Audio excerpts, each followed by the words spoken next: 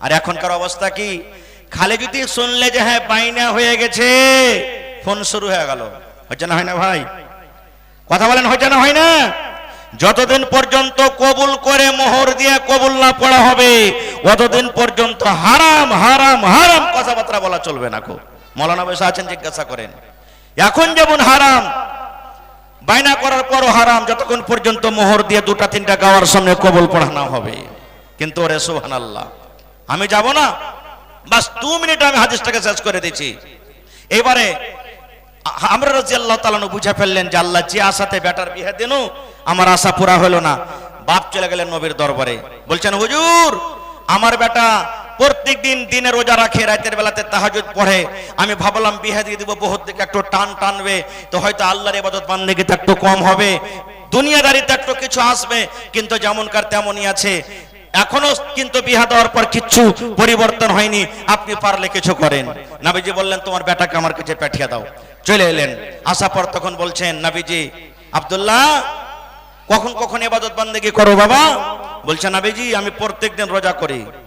আর রোজার হালাতে বিবির কাছে যেতে পাবে না। পাবে জি ভাই? যেতে পাবে না, এটা শেষ হয়ে গেল।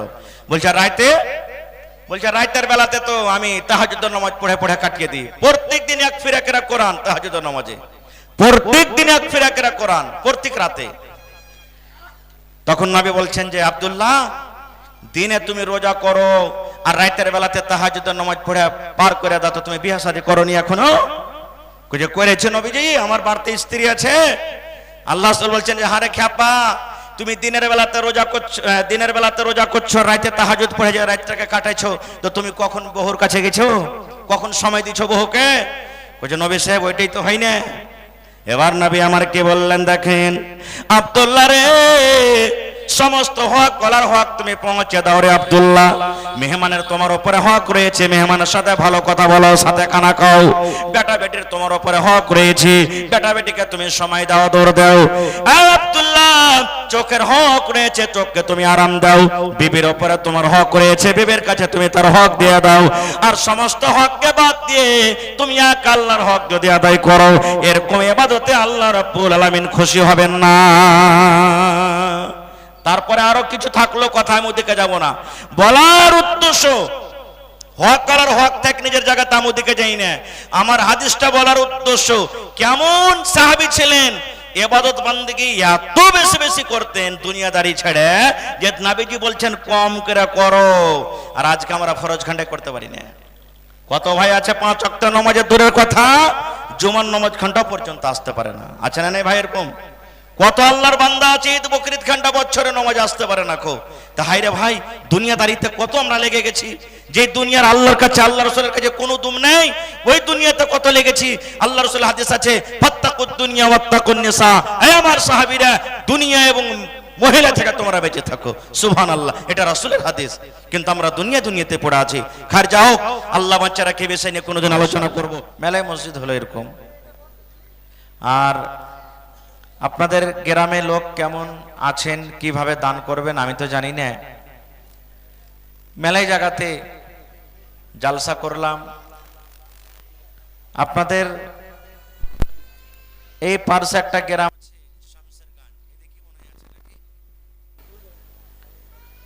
তো ভাই এক একজন লোক এমন আছেন যে মৌলানা মসজিদ বানাইতে যতটি রড লাগবে একলাই দিয়ে দেবো। কেউ বলবেন মৌলানা যতটি বালি লাগবে একলাই দিয়ে দেবো, মৌলানা যতটি সিমেন্ট লাগবে একলাই দিয়ে দেবো। কেউ 1000 ইট, কেউ 2000 ইট, কেউ 5000 ইট। কত মানুষ এমন আছে মৌলানা জি 2 কাঠা 1 কাঠা জমিন মসজিদে দান করে দিলাম, এরকম মেলায় লোক আছে। আশা করছি আপনাদের গ্রামও হবে। দান তো দিবেন, দান লিব আপনার কাছ থেকে ইনশাআল্লাহ। তবে আমি খুব লম্বা ওয়াজ করব না, মোটামুটি আধ ঘন্টা ওয়াজ করব আপনাদের সামনে। তারপর আমি আজকে জালসার যেটা উদ্দেশ্য, মসজিদ কিভাবে তৈরি করতে হবে, নির্মাণ হবে, আমি ওদিকে চলে যাব ইনশাআল্লাহ তাআলা। আমি আমার মৌলানাকে বলবো ভাই যারা দান নিয়ে আসবেন একটু লেখা রাখেন, বাস আমি আধ ঘন্টা আপনাদের সামনে কিছু হাদিস কোরআন থেকে কথা রাখবো, তারপর ইনশাআল্লাহ আপনার কাছ থেকে কালেকশন নেব। তবে একটা আমি আবদার রাখলাম, আজকে এই মসজিদের জন্য আল্লাহর কোনো বান্দা বান্দি এমন আছেন যে 1 কাঠা আধ কাঠা জমিন দান করবেন। জমিন আপনার বাজারের হোক, রোডের পার্শ্বে হোক, মাঠে ঘাটের হোক, যেখানকার জমিন হোক, বিক্রি করে যা হবে আপনি লাগিয়ে দেবেন। এরকম আল্লাহর কোনো বান্দা হবে মৌলানা একটা দেওয়ালের যা ইট লাগবে আমি দিয়ে দিব, 100 বড়া 50 বড়া সিমেন্ট দিয়ে দিব, 10 কুইন্টাল রড দিয়ে দিব, 1 ট্রাক বালু গিট্টি দিয়ে দিব। এই ধরনের ইনশাআল্লাহ তাআলা আমি আবদার রাখলাম। আর শেষের দিকে আমি আপনাদের কাছ থেকে কিছু কালেকশন করব, তখন আমার হাতে দিবেন। আমি একটা মুসাফির মানুষ, আপনাদের জন্য দোয়া করে দেব। একটু আপনারা ধৈর্য ধরেন, তারপরে আমি আপনাদের দান নেব। হ্যাঁ, 500 টাকা 200 টাকা 400 টাকা দিয়ে ভাই মসজিদ হবে না। কিন্তু মসজিদ করতে গেলে এখানে প্রচুর টাকার দরকার। আলহামদুলিল্লাহ দেখতে পাচ্ছি এখানে মসজিদের অনেক জায়গা রয়েছে, আর আবাদি হিসাবে মসজিদ এখন বড় করতে হবে। তো 200 টাকা 500 টাকা 1000 টাকা দিয়ে ভাই মসজিদ কতদিনে করবেন? আপনারা কতদিনে করবেন? আল্লাহুস সামাদ। ঝাড়খণ্ডের একটা জালসাতে গেছিলাম, আল্লাহুস সামাদ, এত এত টাকা তারা দান দিলেন বলার শেষ নেই। পূর্ণিয়াতে একটা গ্রাম আছে খড়বাড়ি, আপনারা নাম শুনে হেবেন, গড়বনালির পাঞ্জরে। একটা লোক 7,95,000 নগদ ক্যাশ দিয়ে দিলেন মসজিদের জন্য। এই মোটামুটি আজ থেকে 1-1.5 মাস আগে একটা জালসা করলাম, আল্লাহুস সামাদ। একজন মহিলা 1 লক্ষ টাকা মসজিদের জন্য দান করে দিলেন। এরকম আল্লাহর বান্দা অনেক আছেন ভাই। এরকম মোটা মোটা দান দিতে হবে। এটা মনে করতে হবে যে আমি যদি 1000 পারি তো 2000 দেব, 5000 পারি 10,000 দেব, 10,000 পারি 20,000 দেব। এই ধরনের দান দিতে হবে, তাহলে কিন্তু মসজিদ আপনাদের ইনশাআল্লাহ হয়ে যাবে। খারজা হোক ভাই আমার, আমি আপনাদের সামনে আল্লাহ তাবারাক ওয়া তাআলার পাক পবিত্র কোরআন মাজিদ থেকে 2খানা আয়াত তেলাওয়াত করেছি, সাথে আল্লাহর নবী মুহাম্মদ সাল্লাল্লাহু আলাইহি সাল্লামের একটা হাদিস পড়েছি। সে আয়াত এবং হাদিসকে সামনে রেখে আমি আমার বক্তব্য ইতি করব। মা তাওফীকি ইল্লা বিল্লাহ।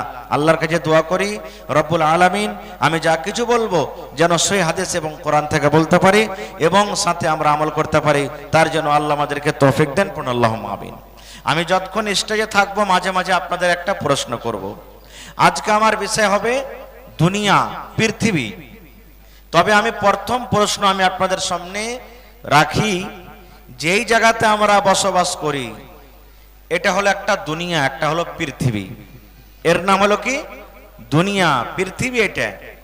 এবার আপনাকে আমার প্রথম প্রশ্ন, আমরা যখন দুনিয়াতে এসেছি তো এই দুনিয়াতে কি আমরা সারা জীবন থাকবো ভাই? জোরে বলেন, সারা জীবন কি থাকবো? কেউ বলতে পারবে না যে আমি সারা জীবন থাকবো। নামরুদ থাকেনি, কারণ থাকেনি। হ্যাঁ, দুনিয়ার যত বড় বড় বাদশা দুনিয়াতে এসেছেন, যত নবী এসেছেন, যত রসুল এসেছেন, কেউ দুনিয়াতে বেঁচে থাকেনি। আমরাও থাকবো না।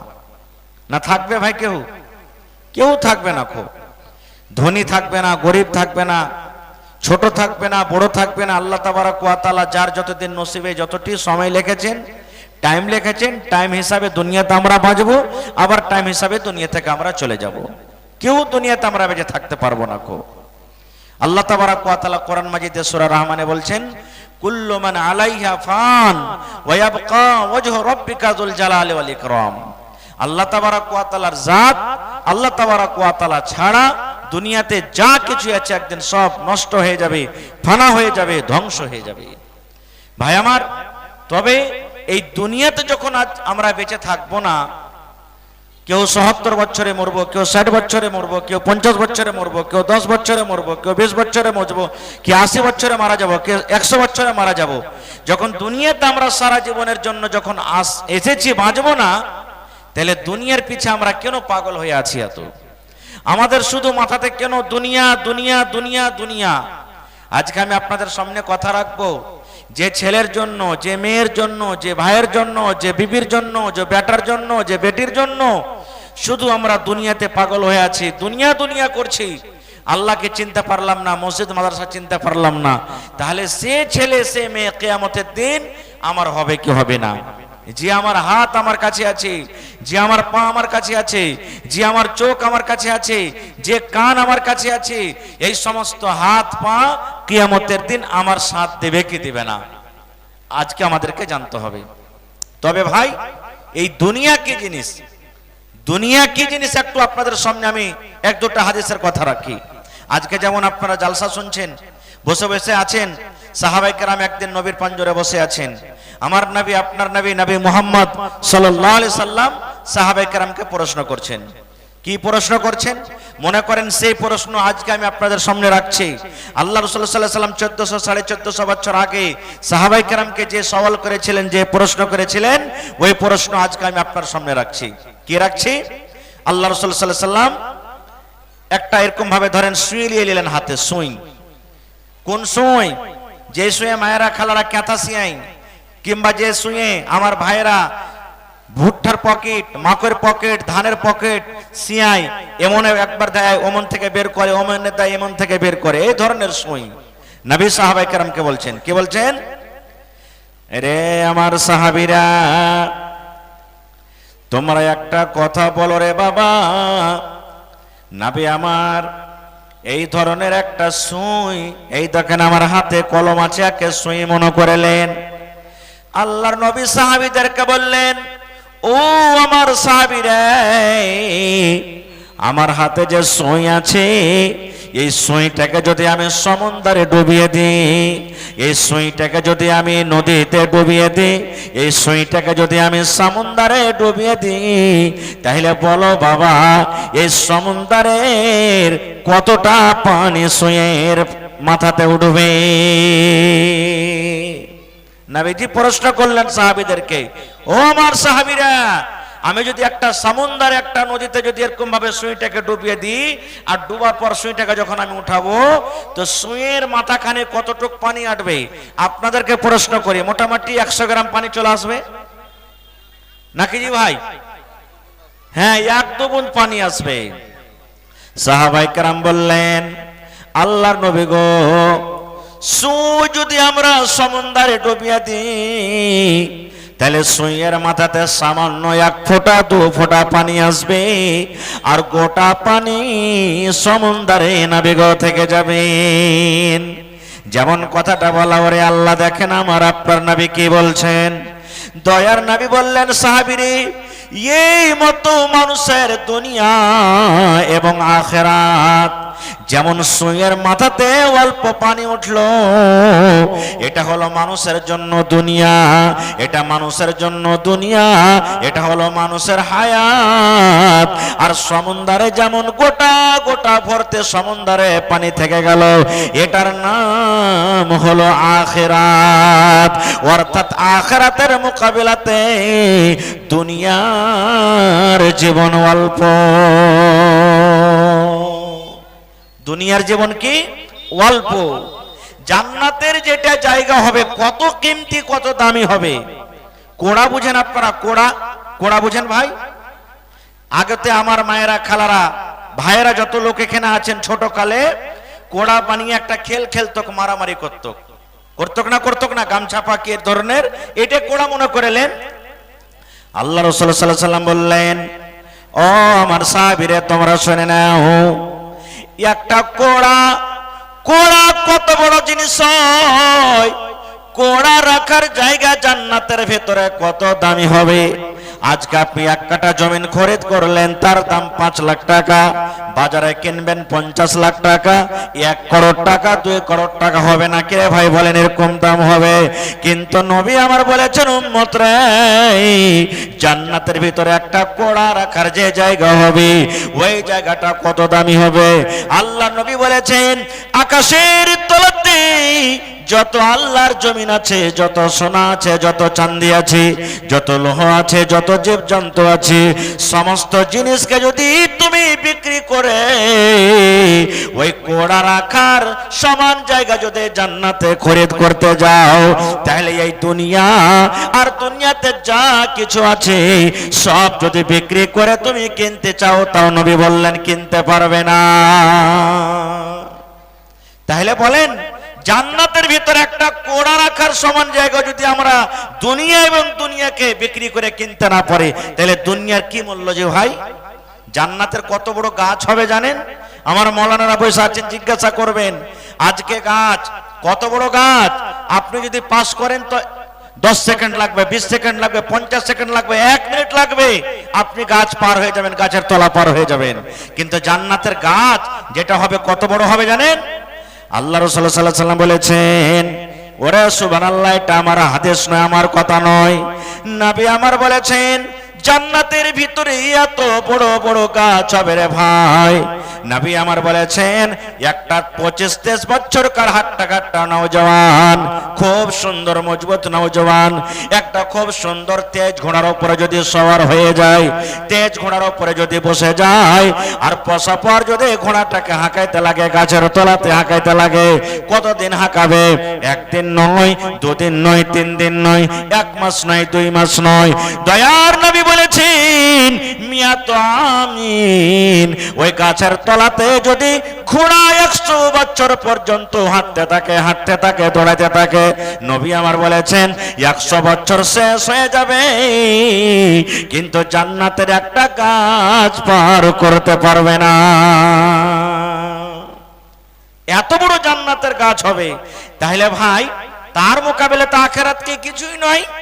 একটা কথা আপনাদের সামনে আর বলে দিই, এখান থেকে পাটনা মোটামুটি কত 300 থেকে 400 কিলোমিটার হবে নাকি জি ভাই? আপনারা একদিন সাফার করছেন, কাঠিয়ার থেকে পাটনা ধরেন 300 কিলোমিটার হয়ে গেল। কত সময় লাগবে ট্রেনে? আপনাকে 3 ঘন্টা, 4 ঘন্টা, 5 ঘন্টা লাগবে, 6 ঘন্টা লাগবে। এবার বলেন বন্ধুরে, 300 কিলোমিটারের রাস্তা যদি আপনি কাঠিয়ার থেকে পাটনা চলে যান, 5 ঘন্টাতে আপনি 6 ঘন্টাতে চলে যাবেন। কত জায়গাতে ট্রেন দাঁড় হবে, কত জায়গাতে সিঙ্গেল হবে না। এই মুসলমান, যদি 5 ঘন্টা 6 ঘন্টাতে 300 কিলোমিটার রাস্তা যদি আপনি চলে যান, ওরে আল্লাহ, তাহলে জান্নাতের ভিতরে যে গাছটা হবে, আল্লাহ নবী বলেছেন, ওই ঘোড়াটা গাছের তলাতে তলাতে যে হাঁটবে, কোনো জায়গাতে দাঁড় হবে না, যেতে আছে যেতে আছে যেতে আছে, কতদিন? 100 বছর পর্যন্ত গাছের তলাতে চলে যাবে। ওরে আল্লাহ, এক জায়গা তো ঘোড়া দম মারবে না। তাহলে বলেন বন্ধুরে, ওই গাছের তলাটা কত বড় হবে? সে আখিরাতের জন্য আমাদের একটুকু লালচ নেই। আখিরাতের নিয়ামত কিভাবে আমরা পাবো, একটুকু আমাদের লেওয়ার মোহাব্বত নেই, জজবা নেই। দুনিয়া কি জিনিস? আর একটা হাদিসের কথা শুনেন। আল্লাহর নবী মুহাম্মদ সাল্লাল্লাহু আলাইহি ওয়াসাল্লাম সাহাবায়ে কেরামের সাথে একদিন রাস্তাতে হেঁটে চলে যাচ্ছেন। যেমন আজকে আমরা বাজার থেকে আসি যাই, চকে আসি যাই, এই মতো নবীজি রাস্তাতে একদিন হেঁটে চলে যাচ্ছেন। হাঁটছেন হাঁটছেন, হাঁটতে হাঁটতে দেখছে রাস্তার কান্ধাতে একটা মরা বকরির বাচ্চা মরে পড়ে আছে। একটা বকরির বাচ্চা মরে পড়ে আছে, আর বকরির বাচ্চাটার কান কিন্তু খুবই ছোট। দেখেন, বকরির বাচ্চা মরে পড়ে আছে, ওপর থেকে কানটা কি ছোট। এবার নবীজি সাহাবায়ে কেরাম যেগুলো সাথে আছেন তারাকে বলছেন, কি বলছেন? রে আমার সাহাবীরা, ওই যে দেখো বকরির বাচ্চাটা মরে পড়ে আছে, কে তোমাদের মধ্যে এমন আছো গো, 1 দিরহামে তোমরা বকরির বাচ্চাটা খরিদ করবে? চাঁদির টাকাকে দিনার বলা হয়েছে, আর চাঁদির টাকাকে দিরহাম বলা হয়েছে, আর সোনার টাকাকে দিনার বলা হয়েছে। বকরির বাচ্চাটা মরে পড়ে আছে, নবী বলছেন সাহাবীকে, ও আমার সাহাবীরা, এই বকরির বাচ্চাটা যে মরে পড়ে আছে, চাঁদির 1 টাকাতে তোমরা কে কিনে নেবে বলো তো? আপনারা কি একটা আমি প্রশ্ন করছি এখন, বকরির মরা বাচ্চা কেউ কিনে নেবে যে ভাই? জোরে বলেন, কিনে নেবে কি? একটু জোরে বলেন, কিনে নেবে? কেউ নেবে না। খো সাহাবায়ে কেরাম বললেন, আল্লাহ নবী গো, মরা বকরির বাচ্চা কেন আমরা নিব, আর ওপর থেকে টাকা দিয়ে কেন নিব? টাকাটা তো আমাদের পান্তে চলে যাবে। আল্লাহ নবী বললেন, সাহাবীরে, যদি মরা বকরির বাচ্চা তোমরা টাকা দিয়ে কিনে না নাও, তাহলে বলো তো ফিরে কি তোমরা নিবে? তোমরা ফিরিতে নেবে, টাকা পয়সা কিছু লাগবে না। এবার সাহাবায়ে কেরাম বলছেন, নবীজি, টাকা দেওয়া দূরের কথা, ফিরে তো যদি আমরাকে দেন, তাহলে ফিরে তো আমরা মরা বকরির বাচ্চা নেব না, কারণ মরা বকরির বাচ্চার কোনো মূল্য নাই। কেন নিতে যাব নবীজি? টাকা দেওয়ার দূরের কথা, ফিরি তো আমরা নিতে যাব না। খো নবীজি বললেন, তাহলে তোমরা ফিরি তো নিবে না বাচ্চাটা? বলছেন না, কি করবো নিয়ে? এবার আমার নবী কে বলছেন দেখেন, দয়ার নবী বললেন, ও আমার সাহাবীরা শোনো, শুধু নবীজি সাহাবায়ে কেরামকে বলেননি, ওই হাদিসটা সাহাবায়ে কেরামের জন্য, আমাদের জন্য, কিয়ামত পর্যন্ত যত আল্লাহর বান্দা বান্দি আসবে সমস্ত মানুষের জন্য। এবার নবী আমার কি বলছেন দেখেন, আল্লাহ রাসূল বললেন, ও আমার সাহাবীরা, একটা বকরির বাচ্চা মরে পড়ে আছে, যেমন মরা বকরির কোনো দাম নাই, মরা বকরি তোমরা ফিরে তো নেবে না, এই মতো আল্লাহর দুনিয়া, আল্লাহর এই পৃথিবী, যে পৃথিবীতে তোমরা আমরা আছো, এই পৃথিবী, এই দুনিয়ার আল্লাহর কাছে কোনো দাম নাই। যেমন মরা বকরি তোমাদের কাছে কোনো দাম নাই, ওরকম এই দুনিয়া, এই পৃথিবীর কোনো দাম নাই। কত দুনিয়ার দাম আছে জানেন?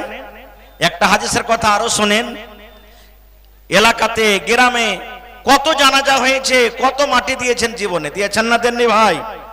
গ্রামের কত মোড়ল চলে গেলেন, কত মৌলানা চলে গেলেন, কত হাজি চলে গেলেন, কার বাপ চলে গেলেন, কার মা চলে গেলেন, কার ভাই চলে গেলেন, কার বিবি, কত রকম মানুষের জানাজা পড়েছেন, মাটি দিয়েছেন। এবার আপনি বলেন তো, ওর জমিন আছে, ওর বাড়ি আছে, 4 চাকা আছে, মোটর সাইকেল আছে, সোনা চাঁদি সব কিছু আছে, কিন্তু সাথে কিছু যাই ভাই? জোরে বলেন, যাই কি? এখন আটা না ওজন বালির দাম কত বলেন? মোটামুটি 80,000 নাকি মৌলানা? 70 থেকে 80,000। মায়েরা খালারা কানে দিয়ে রাখে, গলাতে মোটামুটি 30 থেকে 40,000 টাকার পান থাকে, হার যদি দেন তো 1.5-2 লাখ টাকার হার থাকে, পায়ে পায়াল থাকে। এবার আপনি বলেন তো, যখন ওই মা খালা দাদি নানির যখন মত হয়ে যাবে, গহনা গাঠে গালা কবরে দিবে কি? জোরে বলেন, দিবে ভাই? দিবে না। যেমনি গেল যান, বড় বেটি, ছোট বেটি, মাইজগল বেটি, এই বেটি, ওই বেটি, বেটা, তাড়াতাড়ি করে খুলো রে, না তো কে কোন দিক থেকে লুকিয়ে নিবে। হয়েছে না, হয় না ভাই? ওরে সুবহানাল্লাহ, লুকিয়ে নিবে তাড়াতাড়ি করে। আর বাক্স যদি থাকে, ছোট বেটা যে আছে, বাপের বেটা, ও আগে যে চাবি ঢুকবে, কোন ঠেকারে চাবি আছে, আর চাবি লিয়ে খালি মুছে পাক দিবার কইবে, আমি মাকে আর বাপকে প্রশ্ন, কে ভাগ নেবে? আই কত ঝগড়া ঝামেলা চলে গেল। বাদশাহ সিকান্দার খুব বড় বাদশাহ, দুনিয়ার বাদশাহ, মরার কিছুদিন আগে বেটারাকে ডেকেছে। ডাকা পর বেটারাকে বলছে, কি বলছে? বেটারে, আমি যেদিন মরে যাব রে ধন, যেদিন আমার মত হয়ে যাবে, আমাকে যতক্ষণ পর্যন্ত তোমরা কবরের ভিতরে না রাখবে, কাফন থেকে আমার দোকান হাত তোমরা বের করে রাখিও। বাদশাহ সিকান্দার বেটারাকে বলছে, বেটা, আমি যেদিন মরবো, কবরে যতক্ষণ পর্যন্ত আমার লাশটাকে না থুবে, ততক্ষণ আমার কাফন থেকে হাতকে বাইরে রাখিও। বেটারা বলছে, আব্বা কেমন কথা বলছেন আপনি?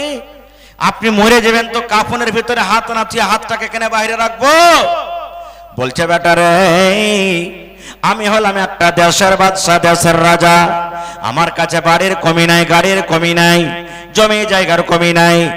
ও কলিজার টুকরা সন্তান, এই জন্য আমি বললাম, আমি যেদিন মায়ের পেট থেকে এসেছি রে ধন, আমার পরনে কাপড় ছিল না, আমার সেদিন বাড়ি ছিল না, আমার সেদিন ঘর ছিল না, খালি হাত আমি দুনিয়াতে এসেছি। ঠিক যেদিন দুনিয়া থেকে চলে যাব, আমার খালি হাত দুখানটা বের হয়ে থাকবে। দুনিয়ার মানুষ যেন এটাই দেখে, দেখো রে বাদশাহ সিকান্দার অত বড় বাদশাহ, দেখো দেখো দেখো, খালি হাত দুনিয়া থেকে চলে গেল। আজকে তার সাথে সোনা গেল না, আজকে তার সাথে টাকা গেল না, আজকে তার সাথে গাড়ি গেল না, আজকে তার সাথে বাড়ি গেল না, আজকে তার সাথে জমি জায়গা গেল না। দেখো দেখো, বাদশাহ সিকান্দার দুনিয়া থেকে খালি হাতে চলে যায়। নারে তাকবীর! এই জন্য বলছে, বেটা, আমার হাত ওখানটাকে তোমরা বের করে রাখবে, এই তো দুনিয়া। আচ্ছা, আপনারাকে বলি, যখন আমরা মাটি দিতে মাইয়াতকে নিয়ে যাই, সাথে কি কি যায় জানেন? 3টা জিনিস যায়। কয়টা জিনিস? কথা বলেন নিজে ভাই, খাইনি মুখে আছে নাকি আপনার গায়ে? হ্যাঁ, কয়টা জিনিস যায় সাথে? 3টা জিনিস যায়। কি কি 3টা জিনিস? একটা হলো দৌলত, মাল, আর একটা হলো কি আমল, আর একটা হলো কি দোস্ত বন্ধু লোকজন। কয়টা জিনিস হলো? আমল তো বুঝতে পারলেন যে এটা নেকি, গুনাহ কি নেকি, আমল বুঝতে পারলেন। দোষ বন্ধু যারা মাটি দিতে যাবে এটাও বুঝতে পারলেন, কিন্তু দাওলাত সাথে যায় এটা হয়তো বুঝতে পারেননি নাকি? মসজিদে দেখেন আপনার মরণতে খাটলি আছে, আছে না নেই? মোটামুটি 30,000 40,000 দিয়ে কিনে রেখেছেন, এটা দাওলাত লয়? দাওলাত হলো না, হলো না ভাই? আল্লাহ রাসূল সাল্লাল্লাহু আলাইহি ওয়াসাল্লাম বলেছেন মানুষ যখন মরে যায় তিনটা জিনিস তার কবর পর্যন্ত যায়, তিনটার মধ্যে কবর থেকে দুটা জিনিস ঘুরে চলে আসে আর একটা জিনিস তার কবরে চলে যায়। কয়টা ঘুরে আসে ভাই? আমার নওজওয়ান বুজুর্গ ভাইরা, কয়টা জিনিস ঘুরে আসে? দুটা জিনিস ঘুরে আসে। ওরে সুবহানাল্লাহ, আল্লাহ রাসূল সাল্লাল্লাহু আলাইহি ওয়াসাল্লাম বলেছেন তিনটা জিনিসের মধ্যে দুটা জিনিস ঘুরে চলে আসে আর একটা জিনিস মাত্র কবরের ভিতরে যাবে, একটাই মাত্র কবরের ভিতরে যাবে। সেটা কি? তিনটা। हेलो, अरे भाई आप लोग काहे उठ के जा रहे हैं पिंडल के नीचे से? आप लोग तो जाके और माहौल खराब कर देंगे। आप लोग काहे चले गए पिंडल के नीचे से? आइए बैठिए। 2-4 लोग जहां जाने देखे मतलब सब लोग दौड़ने लगे। आइए पिंडल के नीचे आइए। जैसे मतलब चारों तरफ से दौड़ने लगेंगे तो उसी तरफ सब लोग फिर आप ही लोगों के पीछे पीछे दौड़ने शुरू कर देंगे। अगर कोई मामला पेश आया तो उसे आराम से किनारे में ले जाकर उसे सॉल्व करना है, मसला हल करना है। তো ভাই আমার তিনটা জিনিস কবরের ভিতরে যাবে। আল্লাহ রাসূল সাল্লাল্লাহু আলাইহি ওয়াসাল্লাম বলেছেন ওরে সুবহানাল্লাহ, প্রথম 7 মাল আপনার কাছ থেকে চলে যাবে যখন বিসমিল্লাহি ওয়া আলা মিল্লাতি রাসূলিল্লাহি সাল্লাল্লাহু আলাইহি ওয়াসাল্লাম বলে যখন কবরে রাখা হবে। মাইয়াতকে কবরে রাখা দোয়া কি? মাইয়াতকে যখন কবরে রাখা হয় তখন এই দোয়াটা পড়েন আপনারা, বিসমিল্লাহি ওয়া আলা মিল্লাতি রাসূলিল্লাহি সাল্লাল্লাহু আলাইহি ওয়াসাল্লাম। এটা দোয়া না? দোয়াটা মুখস্থ করে নেবেন, বিসমিল্লাহি ওয়া আলা মিল্লাতি ওয়া আলা সুন্নতি রাসূলিল্লাহি সাল্লাল্লাহু আলাইহি সাল্লাম। এই দোয়াটা পড়ে মাইয়াতকে কবরে নিয়ে যাবে আর খাটখানটাকে পিছন দিকে হটাবে। মাইয়াত কবরের দিকে আর কবরের গোড়া থেকে খাট পিছন দিকে হচ্ছে না, হটে না ভাই? দেখেছেন কোনদিন আপনারা? তাহলে বোঝা গেল ওরে আল্লাহ মাল, যে মাল মাল মাল করে আমরা দুনিয়া করলাম, সর্বপ্রথম কবরের পাঞ্জর থেকে মাল হটে গেল। এবার 2 নম্বরে বিসমিল্লাহ বলে মাটি দিতে লাগলেন আপনারা। মাটি দিতে দেন না? বিসমিল্লাহ বলে কয় খাবল মাটি দেবেন? 3 খাবল মাটি দেবেন। এবার বলবো যত আমার মায়েরা আছেন, বোনেরা, দিদিরা আছেন, তারা কবলি, আপনারা কবলি বন্ধুরে, বেটা মাটি দিতে যাবে, চোখ সরবার করবে, কিন্তু করার কিছু নাই। ভাতিজা মাটি দেবে, গ্রামের মানুষ মাটি দেবে, আত্মীয় স্বজন মাটি দেবে, আর তারা মনে মনে বলবে कहा अहबाबों ने दफन के वक्त अब हम वहाँ का हाल क्या जाने, कब्र तक आपकी ताज़ीम कर दे, आगे आपके अमाल जाने, आगे आपके अमाल जाने। कहा अहबाबों ने दफन के वक्त अब हम वहाँ का हाल क्या जाने, लिहाज तक आपकी ताज़ीम कर दे, आगे आपके আমাল জানে। ওরে সুবহানাল্লাহ, 3 খাবল করে মাটি দিবে আর বলবে, বেটা বলবে যা রে যা, যা রে যা, যা রে যা, আর তোর সাথে দুনিয়া তার দেখা হবে না। 3 খাবল করে মাটি দিবে। এই মুসলমান, মায়ের সাথে যতই মহব্বত হোক, বিবির সাথে যতই মহব্বত হোক, বেটা বাটির সাথে যতই মহব্বত ভালোবাসা হোক, যদি মত চলে আসে একটা মহব্বত কাজ দিবে না। সমস্ত মহব্বতকে ছেড়ে আমাকে আপনাকে কবরের ভিতরে চলে যেতে হবে। ওরে সুবহানাল্লাহ, তাই কবি বলছেন, কি বলছেন? এই দুনিয়া ছেড়ে চলে যাব একদিন, মায়ারে মতন চলে যাব একদিন, এই দুনিয়া ছেড়ে চলে যাব একদিন, মায়ারে বাঁধন ভেঙে যাবে একদিন, আসব না আমি আর এই ভুবনে কোনো দিন, আসব না আমি আর এই ভুবনে কোনো দিন, এই দুনিয়া ছেড়ে চলে যাব একদিন, মায়ারে বাঁধন ভেঙে যাবে একদিন। ওরে সুবহানাল্লাহ, যতই মহব্বত যতই ভালোবাসা দিয়ে দেন, যার মত হয়ে গেছে কবরে চলে গেলেন, জীবনে আর ঘুরে পাওয়া যাবে না। যাবে কি? তাহলে দুনিয়াতে প্রথমে মাল সাথ ছেড়ে দিলে, 2 নম্বরে লোকজন মাটি দিয়ে বাড়ির দিকে রওনা হইতে লাগলো। মাওলানারা বসে আছেন, জিজ্ঞাসা করবেন, সহিহ হাদিসের কথা বলছি। নবী আমার বলেছেন, লোকজন যখন মাটি দিয়ে কবরের গোড়া থেকে হাঁটতে শুরু করবেন বাড়ির দিকে, আল্লাহর নবী বলেছেন, যাকে মাটি দিয়ে আপনি বাড়ির দিকে রওনা হয়ে গেলেন, বন্ধুরে, আপনি যে হাঁটতে হাঁটতে বাড়ি আসবেন, আপনার জুতার আওয়াজ, চাপ্পালের আওয়াজ, পা যে আপনি তুলে তুলে হাঁটবেন, আপনার পায়ের আওয়াজটা ওই মাইয়াত কবরের ভিতরে শুনতে পাবে। যাকে মাটি দিলেন, সহিহ হাদিসের কথা, মাটি দিয়ে যেমনই বাড়ির দিকে আপনি রওনা হয়ে গেলেন, আপনি যে ওখান থেকে হাঁটতে লাগলেন, তো আপনার পায়ের আওয়াজটা যা আছে, ওই আওয়াজটা মাইয়াত কবরের ভিতরে শুনতে পাবে। কিন্তু মাইয়াতের আওয়াজ আমরা শুনতে পাই? পাইজি ভাই? কেউ আমরা শুনতে পাই না। কেন শোনাই? এখানে একটা প্রশ্ন জাগছে। হাজি মৌলানা, মাটি দিয়ে যখন লোকজন বাড়ি চলে যাবে, আর কবরের ভিতরে যাকে দফন করে বাড়ি আমরা আসছি, ওই টাইমে ফের কবরের ভিতরে ওই পায়ের আওয়াজটা যখন শুনতে পাবে লোকজনের, তো কেন পাবে? তাহলে শুনেন কেন পাবে।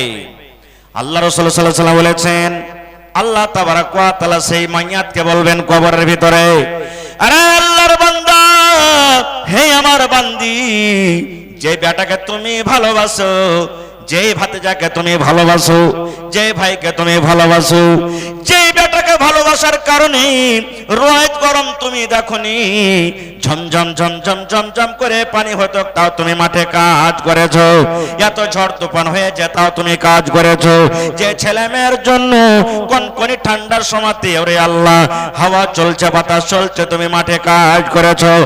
আল্লাহর বান্দা, তুমি দেখো রে, তোমার আদরের সন্তান তোমার সাথে এলো না, দেখো তার চাপ্পালের আওয়াজ তুমি শুনতে পাও, তার পায়ের আওয়াজ তুমি শুনতে পাও, তার জুতার আওয়াজ তুমি শুনতে পাও, দেখো রে, দেখো দেখো, তোমাকে ছেড়ে তারা বাড়ির দিকে রওনা হয়ে গেল। দেখো, তোমাকে ছেড়ে বাড়ির দিকে রওনা হয়ে গেল। তাহলে ভাই রে, দুনিয়াটা কি চোখে চোখে তো আমরা দেখতে পাচ্ছি, সব দেখতে পাচ্ছি।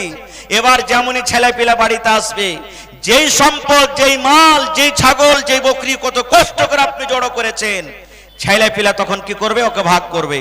জীবনের কত কষ্ট করে আপনি মাকান দিয়েছেন, 3 কুটলি 4 কুটলি, 5টা বেটা আছে, বাপের বেটা আছে, ভাগ লিব, রুম ভাঙ্গা ইটকে ভাগ করব, কিন্তু ভাগ লিব, হয়েছে না হয় না? জোরে বলেন।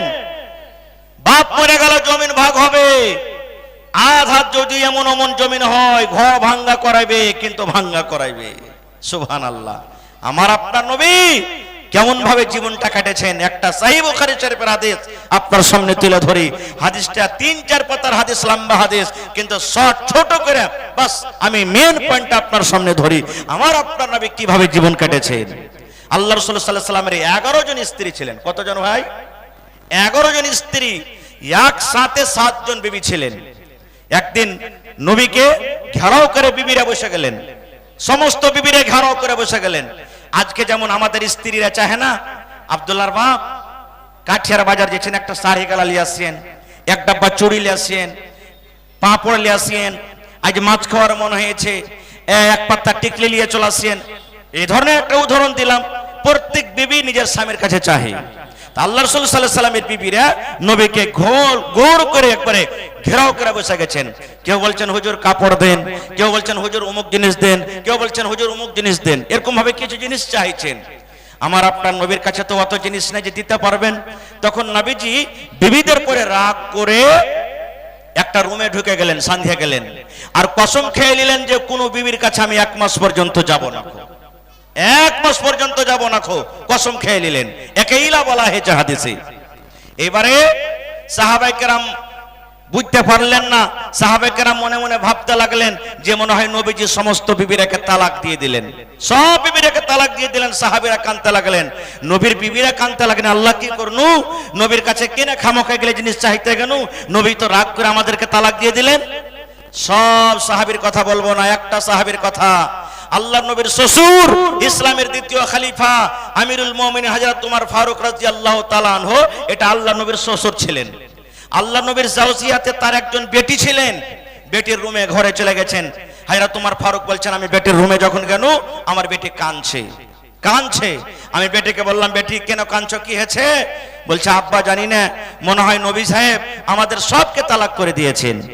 নবীজি বিবি কথাটা যখন বললেন, হযরত উমর ফারুক বলছেন, বেটি তোমাকে তো আমি আগে বলেছি নবীর কাছে তোমরা কিচ্ছু চাহিও না, আমি তোমার বাপ, যতদিন বেঁচে আছি যত জিনিস লাগবে দরকার হিসাবে সব দিব, নবীর কাছে তোমরা কিচ্ছু চাহিও না, নবীর বিবি হয়ে তোমরা থাকো। কিন্তু তোমরা তো বুঝলে না।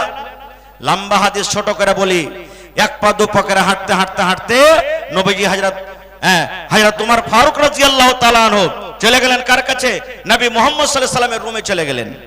লম্বা হাদিস শর্টে বলছি, উমর ফারুক রাদিয়াল্লাহু তাআলা হাঁটতে চলে গেলেন কোথায়? যেই ঘরে নবীজি 1 মাসের কসম খেয়েছিলেন যাব না, যে ঘরে ঢুকে আছেন ওই ঘরের ভিতরে চলে গেলেন। এবার শুনেন হাদিসের কথা। হযরত উমর ফারুক বলছেন, কি বলছেন? ওরে সুবহানাল্লাহ, আল্লাহ রাসূল সাল্লাল্লাহু আলাইহি সাল্লাম যে বিছানাতে শুতে আছেন সেটা হলো একটা খাজরের চাটাই, খাজরের শোপ।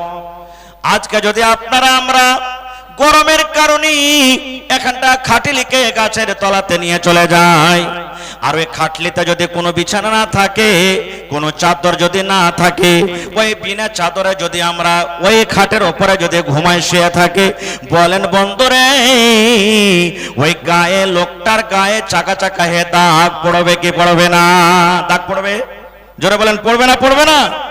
ওরে সুবহানাল্লাহ। দেখেন হযরত উমর ফারুক বলেন, যে রুমের ভিতরে আমার আপনার নবী ঢুকে আছেন, শুতে আছেন খাজরের চাটাইয়ের উপরে, আহারে আজকে আমার বাড়িতে আপনার বাড়িতে 40,000 50,000 টাকা দামের পলং, আল্লাহ রে আল্লাহ, 15 কেজি 20 কেজি তুলার দিয়ে আমরা তোষক বানিয়ে রেখেছি, গাজলা করে রেখেছি, কাঁথা, কত রকম বিছান। ঠিক দয়ার নবী কত গরিব মানুষ ছিলেন আল্লাহ রে, যে চাটাইয়ের উপরে নবী যে শুতে আছেন কোনো তোষক নাই, ওরে আল্লাহ, কোনো বিছানা নাই, কোনো চাদর নাই, একটা মাত্র সামান্য খাজরের চাটাইয়ের উপরে নবী শুতে আছেন। হযরত উমর ফারুক বলেন, চাটাইয়ের যত দাগ আমার আপনার নবীর গায়ে চাকা হয়ে দাগ কিন্তু লেগে গেছেন। এবার হযরত উমর ফারুক বলেন, আমি নবীর বালিশটার দিকে নজর করলাম, ওরে আল্লাহ, বালিশটা কেমন বালিশ? তুলার বালিশ নয় রে বন্ধু।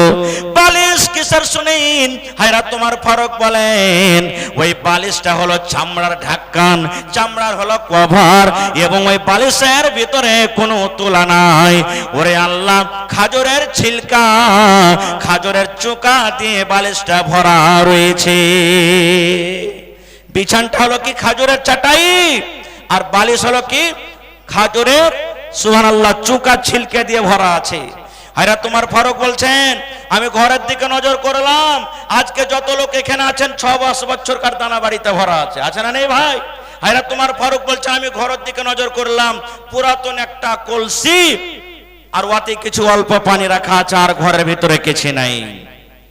এই সমস্ত জিনিস দেখে হযরত উমর ফারুক কাঁদতে লাগলেন, চোখ দিয়ে ঝরঝর করে পানি ঝরতে লাগলো। নবী আমার বলছেন, উমর রে, কেন তুমি কাঁদো রে বাবা, তোমার চোখ দিয়ে কেন পানি ঝরে? আমার আপনার নবী বললেন, হযরত নবী উমর বলেন, নবী গো, এই জন্য আমি কান্দি নবী গো, কাইসারের বাদশাকে দেখেন, রোমের বাদশাকে দেখেন, কত তাদের ভালো ভালো বিছানা, ভালো ভালো খাবার, ভালো ভালো থাকার জায়গা। আপনি রাহমাতুল লিল আলামিন, আপনি হলেন একটা দয়ার নবী। ওরে সুবহানাল্লাহ, দেখেন আপনার সাধারণ একটা বিছানা নবী গো, বালিশটা দেখেন কত সাধারণ। এবার নবী আমার, হায়রা তোমার ফারুক কথাটা শুনে বলছেন, এই ওমর তুমি শোনো রে, আদ দুনিয়া সিজনুল মুমিন ওয়া জান্নাতুল কাফির। এই ওমর, দুনিয়া হলো একটা মুমিনের জন্য কায়েদখানা, দুনিয়া হলো একটা মুসলমানের জন্য জেল ঘর। যারা জেল ঘরে গেছেন আপনারা জানেন, জেল ঘরে মনের মতন খানা পাওয়া যাবে না, না যাবে? জেল ঘরে মনের মতন খানা পাওয়া যাবে না, জেলারের মনের মতন খানা পাওয়া যাবে, জেল ঘরে মনের মতন ঘুরতে পাওয়া যাবে না, জেল ঘরে মনের মতন বিছান পাওয়া যাবে না, জেল ঘরে মনের মতন থাকার জায়গা হবে না। আল্লাহ রাসূল বলছেন, ওমর, যেমন জেল ঘরে কায়দিরা থাকে, মনের মতন খাবার পাই না, থাকার জায়গা পাই না, পড়ার জন্য পাই না, এই জন্য এই পৃথিবী, এই দুনিয়া একটা মুসলমানের জন্য, মুমিনের জন্য কায়েদখানা, জেল ঘর। নিজের মনে মানুষকে চলতে হবে না, আল্লাহর মনে চলতে হবে। নিজের মানুষকে মনের মতন মানুষকে খাইতে হবে না, আল্লাহর আদেশে মানুষকে খাইতে হবে। আল্লাহ এবং আল্লাহ রাসূল যেইভাবে জীবন চলতে বলেছেন সেইভাবে চলতে হবে। এর নাম হলো কায়েদখানা। ওয়া জান্নাতুল কাফির, এবং বেঈমান মুশরিকের জন্য হলো এই পৃথিবী, এই দুনিয়া জান্নাত। ভাই আমার, কেন হাদিসটা আমি আপনাদের সামনে বললাম? এই জন্য বললাম, যে দুনিয়ার পিছনে আমরা আল্লাহর মহব্বত, আল্লাহর ভালোবাসা, নামাজ ছেড়ে, রোজা ছেড়ে, দ্বীনি মজলিস ছেড়ে, মাদ্রাসা ছেড়ে, তেলাওয়াত ছেড়ে আমরা শুধু দুনিয়াতে আমরা হয়ে আছি, আর আল্লাহ তাবারক ওয়া তাআলা জিকির থেকে দূরে চলে গেছি, ওই দুনিয়ার কত দাম হলো? কিছুই তা নাই, কিছুই মূল্য নাই। এই জন্য ভাইরে, এই দুনিয়াতে আমাদেরকে পড়ে থাকতে হবে না। একটা হাদিস আপনাদের সামনে তুলে ধরি, সহিহ বুখারী শরীফের হাদিস। সাহাবায়ে কেরাম দুনিয়ার পিছনে পাগল হয়নি, আল্লাহর মহব্বত ভালোবাসাতে পাগল হয়েছিলেন তারা। অনেক হাদিস কোরআনে দলিল আছে, একটাই হাদিস আমি আপনাদের সামনে শুধু বোঝার জন্য বলি। আব্দুল্লাহ ইবনে আমর রাদিয়াল্লাহু তাআলা একজন সাহাবী, ওর ইবাদত, ওর বান্দেগী, তার মুত্তাকি পরহেজগারি ভিতরকার দেখে, তাকওয়া দেখে আব্দুল্লাহর বাপ আমর রাদিয়াল্লাহু তাআলা বেটার বিয়ে দিয়ে দিলেন। জওয়ান বেটা আব্দুল্লাহ বিয়ে দিয়ে দিলেন, বাড়ি ঘর আলাদা হয়ে গেল। কতদিন থাকলেন বিয়ে হয়ে? কতদিন থাকলেন বিয়ে হয়ে? ধরেন 8 দিন 10 দিন যখন হয়ে গেছে, তখন আমর রাদিয়াল্লাহু তাআলা বেটার বাড়ি ঘুরতে গেছেন। ভালো করে শুনবেন, বেটার বাড়ি ঘুরতে গেছেন, যে আমার বেটা বাড়িতে দেখা করে আসি, নতুন বহু বাড়িতে আছে, বেটার বিয়ে দিয়েছি, ঘুরে আসি। আমর রাদিয়াল্লাহু তাআলা বেটার বাড়ি গেলেন। বেটার বাড়ি যদি ঘুরতে যায়, সেটা দেখছে বেটা ওই সময়তে বাড়িতে নেই, কামে কাজে গেছেন কোনটি। এবার আমর রাদিয়াল্লাহু তাআলা বহুকে বলছেন, কি বলছেন? বহুমা, আমার বেটা আব্দুল্লাহকে তুমি কেমন পেয়েছো রে মা? বহুমা, আমি যে আমার বেটা আব্দুল্লাহর সাথে বিয়ে দিয়েছি, তো আমার বেটাকে তুমি কেমন পেয়েছো? কেমন ব্যবহার করে তোমার সাথে? বহুর জবাব দেখেন, বলছেন, আব্বা গো, আপনার বেটা আব্দুল্লাহ নেককার ছেলে, ভালো ছেলে, নেককার নওজওয়ান, নেককার মানুষ। বলছেন, আব্বা গো, আপনার বেটা আব্দুল্লাহ রাতের বেলাতে তাহাজ্জুদে নামাজ পড়ে রাতটাকে কাটিয়ে দেয়, আর দিনের বেলাতে রোজা রেখে দিনটাকে কাটিয়ে দেয়। ফরজ রোজা তো রাখে, ফরজ 1 মাস রোজা পর আর রোজা 11 মাস বাঁচলো।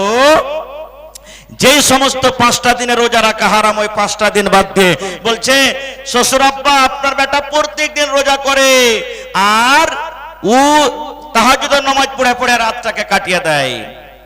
এবার তখন বলছে, বহুমা, একটা কথা আর বলবো, স্বামী হিসাবে আমার বেটাকে তুমি কেমন পেয়েছো বলো তো? আমিও তো জানছি আমার বেটা ভালো। এবার বহু বলছেন, শ্বশুর আব্বা, আপনার বেটা আব্দুল্লাহ আমার আজকে হয়তো 8 দিন 10 দিন বিয়ে হয়ে গেল। ওরে সুবহানাল্লাহ, আমি কেমন একটা মহিলা, কেমন একটা নারী, এখন পর্যন্ত আমাকে আপনারা বেটা আব্দুল্লাহ দেখেনি। আমার বিছানাখানে এখন পর্যন্ত পা দেয়নি, আমার পাঞ্জরে এখনো পর্যন্ত সে বসেনি। গোটা গোটা রাত তাহাজ্জুদে নামাজ পড়ে পড়ে কাটিয়ে দেয়, আর দিনের বেলাতে রোজা রেখে রেখে কাটিয়ে দেয়। এই ইবাদতে পাগল থাকে, আমার কাছে এখন পর্যন্ত আপনার বেটা আসেনি। আর এখনকার অবস্থা কি? খালি যদি শুনলে যে হ্যাঁ বাইনা হয়ে গেছে, ফোন শুরু হয়ে গেল। হচ্ছে না হয় না ভাই? কথা বলেন, হচ্ছে না হয় না? যতদিন পর্যন্ত কবুল করে মোহর দিয়ে কবুল না পড়া হবে, অতদিন পর্যন্ত হারাম হারাম হারাম কথাবার্তা বলা চলবে না। মৌলানা বসে আছেন, জিজ্ঞাসা করেন। এখন যেমন হারাম, বাইনা করার পরও হারাম, যতক্ষণ পর্যন্ত মোহর দিয়ে দুটা তিনটা গাওয়ার সামনে কবুল পড়ানো হবে। কিন্তু ওরে সুবহানাল্লাহ, আমি যাব না, বাস 2 মিনিট আমি হাদিসটাকে শেষ করে দিচ্ছি। এবারে আমরা রাদিয়াল্লাহু তাআলা বুঝে ফেললেন যে আল্লাহ যে আশাতে বেটার বিয়ে দেন, আমার আশা পুরা হলো না। বাপ চলে গেলেন নবীর দরবারে, বলছেন হুজুর আমার বেটা প্রত্যেক দিন দিনে রোজা রাখে, রাতের বেলাতে তাহাজ্জুদ পড়ে, আমি ভাবলাম বিয়ে দিয়ে দিব, বহুত দিকে একটু টান টানবে, তো হয়তো আল্লাহর ইবাদত বান্দেগিতে একটু কম হবে, দুনিয়াদারিতে একটু কিছু আসবে, কিন্তু যেমনকার তেমনই আছে। এখনো কিন্তু বিয়া দেওয়ার পর কিচ্ছু পরিবর্তন হয়নি, আপনি পারলে কিছু করেন। নবীজি বললেন তোমার বেটাকে আমার কাছে পাঠিয়ে দাও। চলে এলেন, আসার পর তখন বলছেন নবীজি, আব্দুল্লাহ কখন কখন ইবাদত বান্দেগি করো বাবা? বলছে নবীজি আমি প্রত্যেকদিন রোজা করি। আর রোজার হালাতে বিবির কাছে যেতে পাবে না। পাবে জি ভাই? যেতে পাবে না, এটা শেষ হয়ে গেল। বলছে রাইতে, বলছে রাতের বেলাতে তো আমি তাহাজ্জুদের নামাজ পড়ে পড়ে কাটিয়ে দিই। প্রত্যেকদিন এক ফিরাকেরা কোরআন তাহাজ্জুদের নামাজে, প্রত্যেকদিন এক ফিরাকেরা কোরআন প্রত্যেক রাতে। তখন নবী বলছেন যে আব্দুল্লাহ দিনে তুমি রোজা করো আর রাতের বেলাতে তাহাজ্জুদের নামাজ পড়ে পার করে দাও, তো তুমি বিয়ে শাদী করোনি এখনো? কইছে করেছে নবীজি, আমার বাড়িতে স্ত্রী আছে। আল্লাহ রাসূল বলছেন যে হারে খ্যাপা, তুমি দিনের বেলাতে রোজা করছো, দিনের বেলাতে রোজা করছো, রাতে তাহাজ্জুদ পড়ে যায় রাতটাকে কাটাইছো, তো তুমি কখন বহুর কাছে গেছো? কখন সময় দিছো বহুকে? কইছে নবী সাহেব ওইটাই তো হয় না। এবার নবী আমার কি বললেন দেখেন, আব্দুল্লাহ রে সমস্ত হক গলার হক তুমি পৌঁছে দাও রে আব্দুল্লাহ। মেহমানের তোমার উপরে হক রয়েছে, মেহমানের সাথে ভালো কথা বলো, সাথে খানা খাও। বেটা বেটির তোমার উপরে হক রয়েছে, বেটা বেটিকে তুমি সময় দাও, দৌড় দাও। আব্দুল্লাহ চোখের হক রয়েছে, চোখকে তুমি আরাম দাও। বিবির উপরে তোমার হক রয়েছে, বিবির কাছে তুমি তার হক দিয়ে দাও। আর সমস্ত হককে বাদ দিয়ে তুমি এক আল্লাহর হক যদি আদায় করো, এরকম ইবাদতে আল্লাহ রাব্বুল আলামিন খুশি হবেন না। তারপরে আরো কিছু থাকলো, কথা আমি ওদিকে যাব না। বলার উদ্দেশ্য হক করার হক থেকে নিজের জায়গাতে আমি ওদিকে যাই না। আমার হাদিসটা বলার উদ্দেশ্য কেমন সাহাবী ছিলেন, ইবাদত বান্দেগি এত বেশি বেশি করতেন দুনিয়াদারি ছেড়ে, যে নবীজি বলছেন কম করে করো। আর আজকে আমরা ফরজ ঘন্টায় করতে পারি না। কত ভাই আছে 5 ওয়াক্ত নামাজের দূরের কথা, জুমার নামাজ ঘন্টা পর্যন্ত আসতে পারে না। আছে না নাই ভাই এরকম? কত আল্লাহর বান্দা আছে ঈদ বকরিদ ঘন্টা বছরে নামাজ আসতে পারে না। তাই রে ভাই দুনিয়াদারিতে কত আমরা লেগে গেছি, যে দুনিয়ার আল্লাহর কাছে আল্লাহ রাসূলের কাছে কোনো দুম নেই, ওই দুনিয়াতে কত লেগেছি। আল্লাহ রাসূল হাদিস আছে ফাত্তাকুদ দুনিয়া ওয়াত্তাকুন নিসা, হে আমার সাহাবীরা দুনিয়া এবং মহিলা থেকে তোমরা বেঁচে থাকো। সুবহানাল্লাহ, এটা রাসূলের হাদিস। কিন্তু আমরা দুনিয়াতে পড়ে আছি। খার যাও, আল্লাহ বাচ্চারা কে বেশি নিয়ে কোনোদিন আলোচনা করব। তবে একটা হাদিস আমি আরো খুতবার মাধ্যমে পড়েছি। কি আল্লাহ রাসূল সাল্লাল্লাহু আলাইহি ওয়াসাল্লাম বলেছেন, মান বানা লিল্লাহি মসজিদান বানাল্লাহু লাহু বাইতান ফিল জান্নাহ। 5 তলা বাড়ি বানিয়ে দিলেন, শিলিগুড়ি থেকে মার্বেল বসিয়ে দিলেন, ওরে আল্লাহ রাজস্থান থেকে মার্বেল নিয়ে এসে বসিয়ে দিলেন। ওই বাড়ির আল্লাহর কাছে কোনো দাম নাই, ওই বাড়ির আল্লাহর কাছে ভ্যালু নাই। আল্লাহ নবী বলেছেন, যে সমস্ত মানুষেরা নর হোক কিংবা নারী হোক, বেটা ছেলে হোক কিংবা বেটি ছেলে হোক, আল্লাহর ইবাদতের জন্য, আল্লাহর বান্দাগের জন্য, আল্লাহর ইবাদতের জন্য যে আল্লাহ রাব্বুল আমিনের এখন ঘর বানাবে, আল্লাহ রাব্বুল আমিন তার জন্য জান্নাতের ভিতরে ঘর বানিয়ে দিবেন। দুনিয়াতে মসজিদ বানাবেন, আপনার জন্য জান্নাতে ঘর বনে যাবে। দুনিয়াতে আল্লাহর ঘর বানাবেন, আপনার জন্য জান্নাতে ঘর বনে যাবে। দুনিয়াতে আপনি মাটির ইট দিয়ে ঘর বানাবেন, বানাবেন, আপনার জন্য এখানের সোনা এখানের চাঁদি দিয়ে জান্নাতে ঘর ভরে যাবে। নবী আমার বলেছেন আল্লাহ রাব্বুল আলামিনকে রাজি করার জন্য যে আল্লাহর বান্দা বান্দিরা দুনিয়াতে মসজিদ বানাবে, আল্লাহ রাব্বুল আলামিন তার জন্য জান্নাতের ভিতরে ঘর বানিয়ে দেবেন। আপনারা বলবেন হাজী মাওলানা একটা মসজিদ বানাইতে 50 লাখ খরচ হবে, আমরা তো পারবো না। কেউ 1000 ইট দিব, কেউ 2000 দিব, কেউ 50,000 দিব, কেউ লাখ দিব, কেউ 50 টাকা দিব, কেউ একটা ইটের দাম 10 টাকা দিব। তা আমরা কেমন করে কি হবে? নবী আমার আর একটা হাদিসে বলেছেন, নবী আমার বলেছেন উম্মত রে, পাখির যে বাসা হয়, বাসা কত বড় হয়? ছোট হয়। পাখির যে বাসা হয়, পাখির বাসার সমান যদি কেউ আল্লাহর ঘর বানিয়ে দেয়, তবে আল্লাহ রাব্বুল আমিন তার জন্য জান্নাতের ভিতরে ঘর বানিয়ে দিবেন। পাখির বাসার সমান, অর্থাৎ ছোট থেকে ছোট, ওর থেকে কম দান শক্তি হিসাবে আপনি 10 টাকা পারবেন 10 টাকাই দিবেন, শক্তি হিসাবে 50,000 পারবেন 50,000 দিবেন, শক্তি হিসাবে এক গাড়ি ইট পারবেন ইট দিয়ে দিবেন, শক্তি হিসাবে আপনি যে দান করবেন, আপনার দান যদি আল্লাহর দরবারে কবুল হয়ে যায়, আল্লাহ তাআলা আপনার জন্য জান্নাতে একটা ঘর বানিয়ে দিবেন। তো ভাই মুসলমান, এই দুনিয়াতে আমরা একা এসেছি, যখন আসি খালি হাত, যখন চলে যাব খালি হাত, যখন আসি কাপড় পিনতে পারিনি, গোসল করতে পারিনি, পরে দিয়েছে, আর যেদিন চলে যাব সেদিন নিজের কাপড় পুনতে পারবো না, সেদিন গোসল করতে পারবো না, পরে দিবে। যেদিন আসি বসতে পারছো না, যেদিন চলে যাব সেদিন হাঁটতে পারবো না, লোকে ঘাড়ে করে নিয়ে যাবে। তাহলে বন্ধু, এই দুনিয়া একদিন ছাড়তে হবে।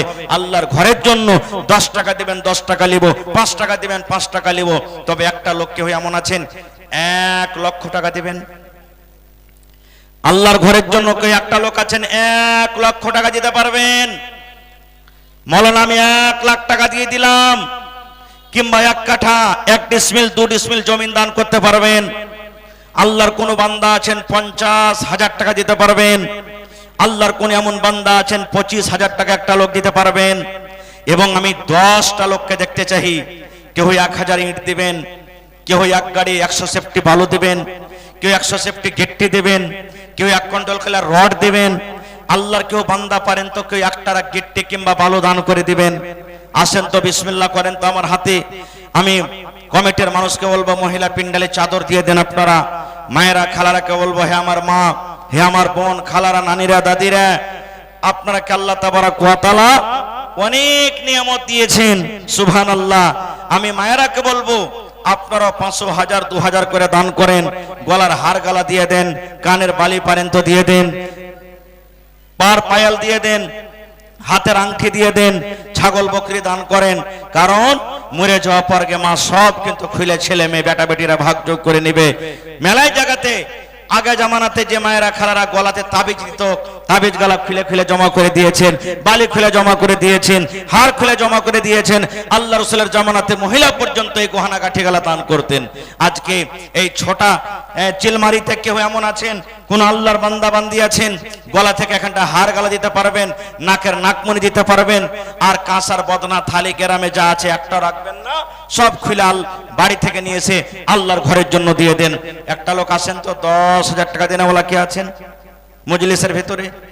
1000 ইট, 1000 ইটের দাম মোটামুটি 10 থেকে 12,000 আছেন। দেখি 100 সেফটি বালু দেওয়ার জন্য মোটামুটি 6 থেকে 7,000 টাকা, 1 গাড়ি গেটের জন্য মোটামুটি 8 থেকে 9,000 টাকা।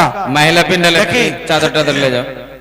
আসেন ভাই, আল্লাহর বান্দা নওজওয়ান, আজকে আপনি দিব কি দিব না, দিব কি দিব না আগা পিছা করছেন। এক জামানায় এক টাইম সময় এমন আসবে টাকা নিয়ে দেওয়ার জন্য গরিব গুরবা ফকির মিসকিন খুঁজে বেড়াবেন, কিন্তু সেদিন লেওয়ার লোক হবে না। যাকে দিতে যাবেন সে বলবে ভাই আমি তো খুঁজছি যে আমি কাকে দিব, আর তুমি আমাকে দিতে আসছো। সেদিন কিন্তু মানুষরা বলবে। আজকে যে টাকা মজবুত করে ধরে আছেন, সেই টাকা বাক্সতে থেকে যাবে, জানখানটা যদি বের হয় দুনিয়া ছেড়ে চলে যেতে হবে, সব থেকে যাবে, দুনিয়াতে পড়ে কিছু যাবে না।